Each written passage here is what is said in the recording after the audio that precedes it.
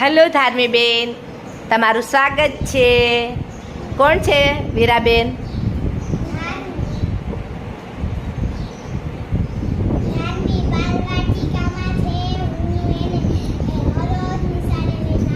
સરસ.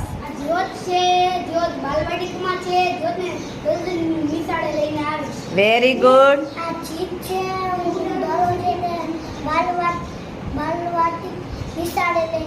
સરસ.